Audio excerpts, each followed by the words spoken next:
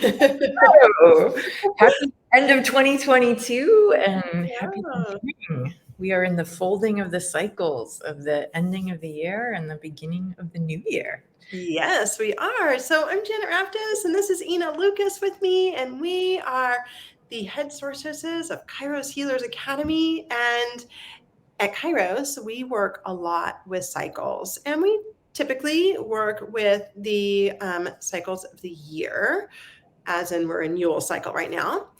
But we also work with other major signal points throughout the year. Like there are embedded within us, in our cellular memory, all the way down to our DNA, is this idea of new year. Regardless of when your new year, your ancestral new year is, there's an imprint for new year. And that imprint for the new year supports you in creating shifts in your life. It's a really powerful time to tap into the magic that you want to create. It's a threshold from one cycle to another, and it's a moment when you're able to open yourself up to the potentiality and the pure possibility of what is available for you. Yeah, and so today we want to give you some insights in how to embody what you're summoning in the new year, because at the end of every cycle is this opportunity for you to have a process of reflection, of integration, of hindsight into what was, letting go and opening up into making space for what's coming in. So the new year each year is this Gregorian calendar way of making significance over, oh wow, we just went through 2022 and that was a huge year. Mm-hmm. It was a huge year. Yeah. For all of us. And here we are on the precipice of 2023, where we have this opportunity to create this clean slate, this new page in our book. And so part of the process in working with ritual and ceremony and intention in this way is first to reflect back. And we are in Mercury in retrograde right now, by the way. So it's like the energy's perfect for it. It loves us right now. We are being so supported in taking downtime to really reflect on our journey through 2022. So part of the process of creating New Year's intention that actually works comes from processing what was. Mm-hmm. That really is the first step, right? Yeah. Yeah. And I want to say too, like, as you go into this, I think a lot of what happens, or I know that a lot of what happens with intention setting for New Year is that we do it from our headspace, right? We're like, what are things I need or should change? Oh, I want to eat differently. I'm going to exercise differently. Like it's all the shoulds, the societal shoulds. It's not really what your body is craving, right? Like maybe it would be good for you to make those changes, but if you're not feeling it in your body, you are not going to make the changes. Right. So what we're talking about here today is actually a form of intention setting as a prayer for self, as embodied prayer, as embodied intention that actually allows for follow through and deepening in your journey of who you are, rather than just staying here from the neck up and cycling in story and shoulds and wants. Rather than that deeper embodied, who am I and who am I becoming? And when I embody that, then the world around me starts to shift. Yeah. And so to what Ina was saying too, like to actually go into that reflection of the past and tune into what needs to go. And another way that the cosmos is really supporting us right now is that we have a full moon. We have it next week, but we're in the time leading up to it. So anything that you need to clear that comes up in this process, you can work with it with that full moon that's right around the corner to really support this process as well. Yeah. So good. I think there's a lot of things that a lot of us want to release from 2022. You're like, I'm done with that. I am complete on that. I have learned that lesson 32 times. I'm done with that lesson.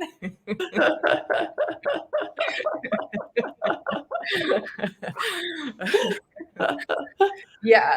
So as you start tuning into what you're creating for 2023, we really encourage you to get in ceremonial space, get in your body, like lighting candles, creating your altar, doing movements, dancing, moving your body, going for a walk, whatever, so that you're creating that space that allows you to really go deep within and not just be circulating in the head space.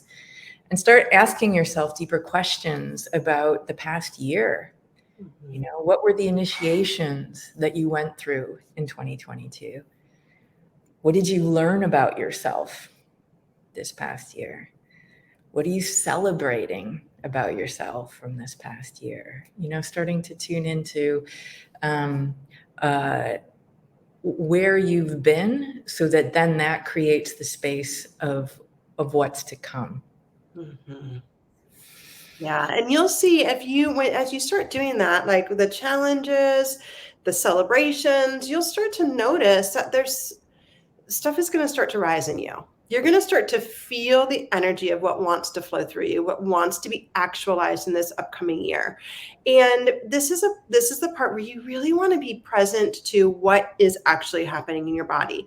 The things that are like, oh, right? And the things that are like, oh, yeah, right?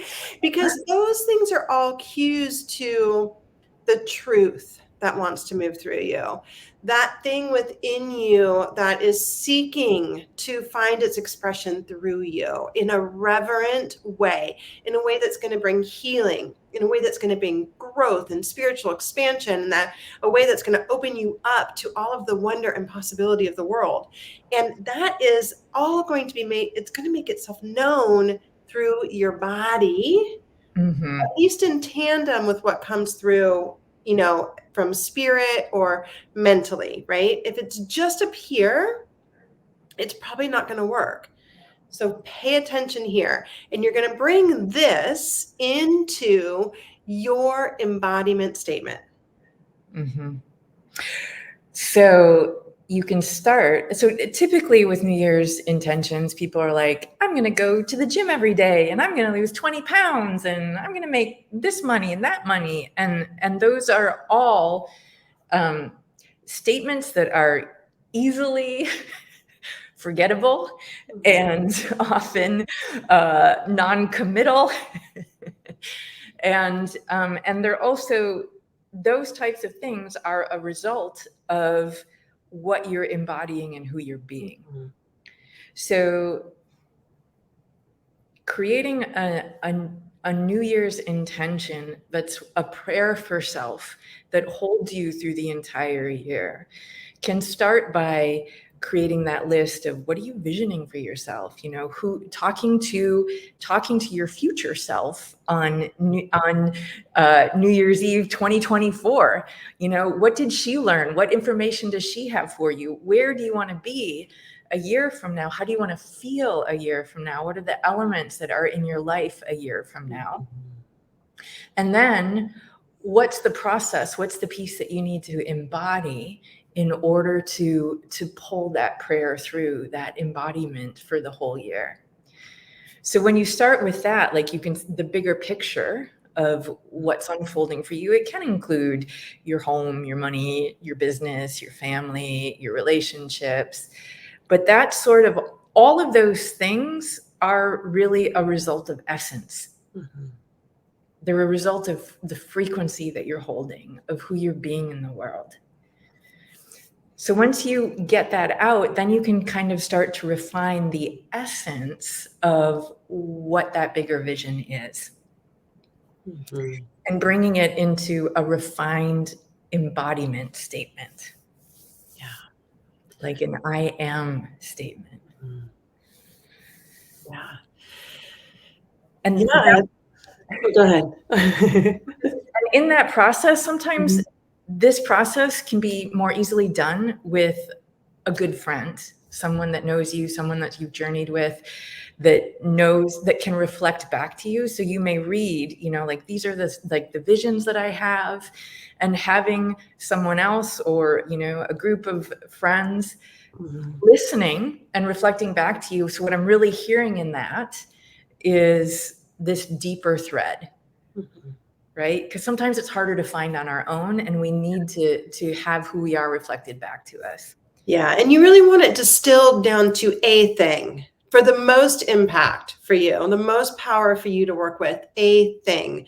There are probably 30 things we could all work with, right? But if we have 30 things, it dilutes it, right? Mhm. We're not going to work with all 30 things. So find the thread that encompasses most of the things that is Mhm. alive within that, and there will be a thread. There will Mhm. be, and work with that and bringing that into an affirmative I am statement. Yes. And then once you come up with that statement, you should feel it in your body. Your statement should cause a physical reaction in your body, whether it's a ooh, like that's really me pushing my edges on my comfort zone. And wow, if I really step into that, that's going to cause me to actually stretch and create the things that I want to create. So it's a little on that edge of pukiness, right? Where there's like a slight, oh my God, I want to run away from this, but I really need to dive into it, right? Mhm. If you don't feel anything when you create your statement, you haven't landed on it. It should evoke some form of emotional response in you. Tears, softness, opening, or like, oh my God, I feel like I can breathe when I read that statement. Oh my God, that makes everything lighter. My life feels easier just in the embodiment of that statement. Yeah. Yeah. And then once you have your statement, you can really benefit by creating something from that statement. So this might be a poem that you write that has your statement within it. It could be a prayer that you write that has your statement within it. It could be a piece of art that pour your, like, whatever it's, you want like it to be evocative for you, emotional, some sort of like something where you're putting your hands in the clay with Mm-hmm. your statement, so to speak. One of our friends, Janae Rice, just shared a process with Ina that Ina is going to talk about. That's beautiful for this. Yeah. So you can create a sigil out of your statement. So, and thank you, Janae, for this amazing piece, because we did it together a few days ago, and it was so powerful for me And to if go. you don't know Janae, find Janae and Yeah. follow her because she's amazing. Janae Rice. She's amazing. Yeah. So once you refine your statement, write that statement out. And again, it shouldn't be like paragraphs. It's the more concentrated you get, like that's the essence of your statement. And then to create the sigil, you go through that statement and you cross out all the vowels and you cross out all the double repeating consonants. And the letters that you have remaining, you make a symbol. Put all of those letters together and make a symbol, a sigil out of that. And then that sigil holds the essence of your vision. So it's all these things coming together that allow you to work with the medicine of your statement even more deeply. So when you have a symbol, you can draw that symbol, you can put it on your wall, you can make altars out of it. But it's a symbol that you work with on a daily basis, and just the imagery of it Mhm. holds the transmission of your vision. Yeah. And you can do, I've worked with sigils before. You can use sigils for any statement. It's a powerful way to work with spirit. It's a form of spell casting. And so you can use it for anything. And if you do it this way, what's really beautiful, because one of the things we want to talk about is that essence, the ritual of going back and revisiting your intention every day. So like Ina was just saying with the sigil, you can look at it every day. If it's a piece of art, you can look at this art every day. Like if it's something like about you and your partner, right? About how you show up in partnership, create something that you can hang in your bedroom or put on your nightstand with a rose quartz, right? Maybe it's a poem, maybe it's a prayer, maybe it's that piece of artwork. Maybe it's something out of ceramic, like whatever speaks to you, that you're going to take your emotions and your energy and the impact of this statement for you, and you're going to allow that to flow into this object or the symbol or whatever it is.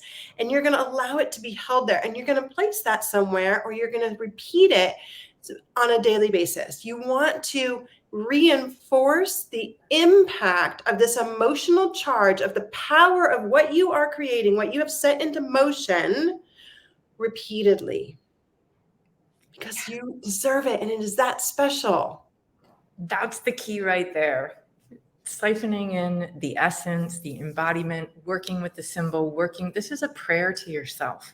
This is an act of self-love for you to embody that which you want to create in your world. It's so huge. It's so huge. Yes. And then the other piece of doing this work is taking that intention and getting together with a group, with a large group of people who are intentionally focused on activating your intention and your transmission and bringing it into the world from that place of ceremony.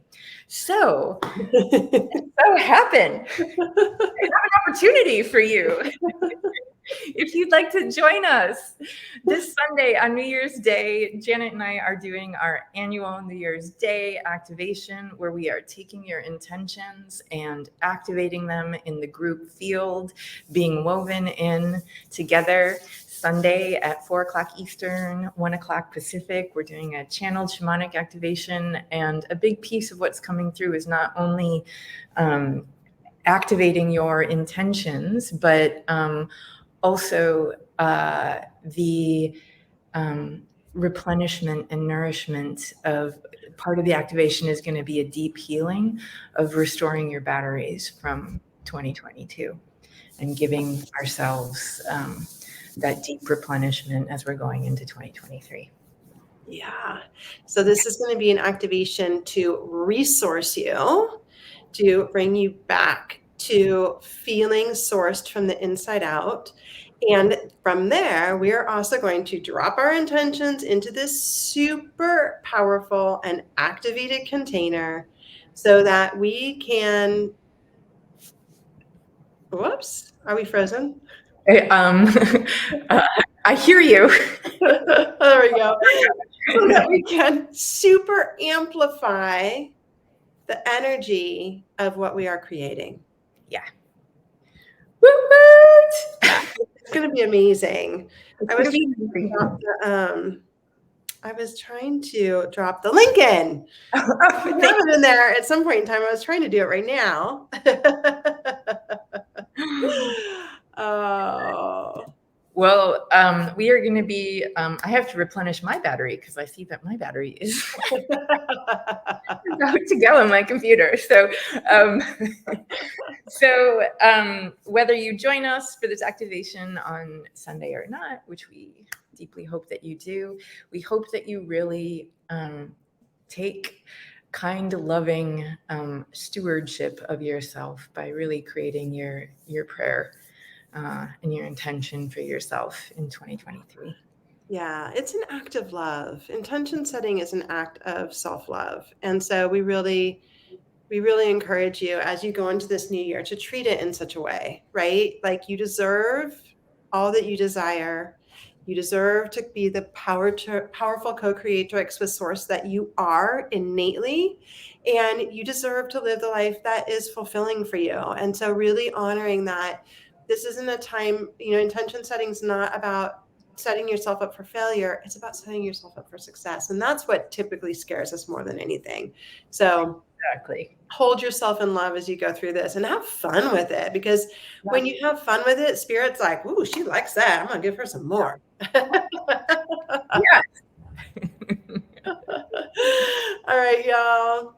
Thank you so much. Have a beautiful Happy New Year. Bye. Sunday. Bye.